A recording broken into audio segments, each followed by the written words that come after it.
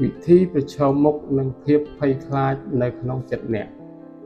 តើអ្នកធ្លាប់មានអារម្មណ៍ថាខ្លួនឯងកំពុងជាប់នៅក្នុងទ្រុងដែលមើលមិនឃើញដែរឬទេ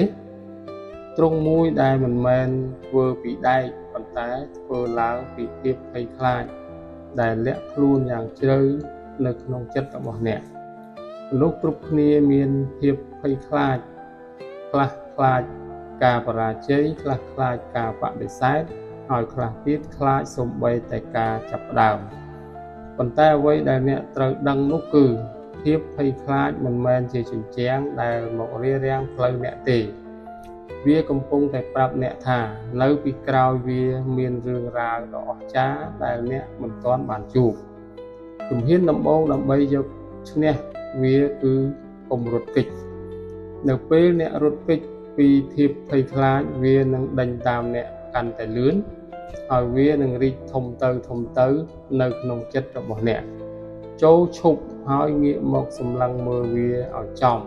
សួរខ្លួនឯងថាតើអ្វីទៅជាអ្វីដែលអាក្រក់បំផុតដែលអាចនឹងកើតឡើង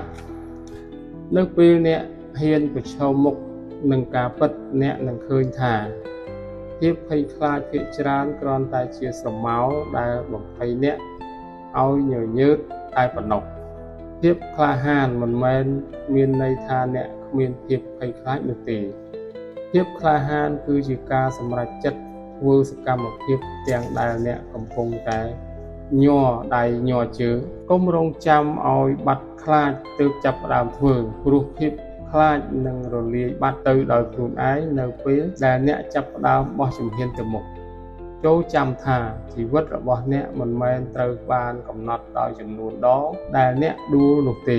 ប៉ុន្តែវាត្រូវបានកំណត់ដោយភាពអង់អាចដែលអ្នកហ៊ានក្រោកឈរហើយដើរឆ្លងកាត់ភាពភ័យខ្លាចទាំងនោះ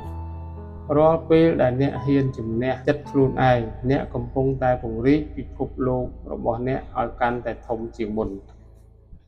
កុំឲ្យភាពភ័យខ្លាចคล้ายជាអ្នកសរសេរអត្ថបទនៃជីវិតរបស់អ្នកគឺជាម្ចាស់ខ្សែជីវិតខ្លួនឯងចូលដកដង្ហើមឲ្យវែងរួចប្រាប់ខ្លួនឯងថាកុំខ្លាចប៉ុន្តែខ្ញុំនឹងធ្វើវាឲ្យបានពន្លឺនៅចុងបញ្ចប់នៃផ្លូវងងឹតតែងតែជារបស់មនុស្សដែលហ៊ានដើរកាត់ភាពងងឹតនោះដោយជំនឿចិត្តថ្ងៃនេះជាថ្ងៃដែលអ្នកត្រូវសម្រេចចិត្តថា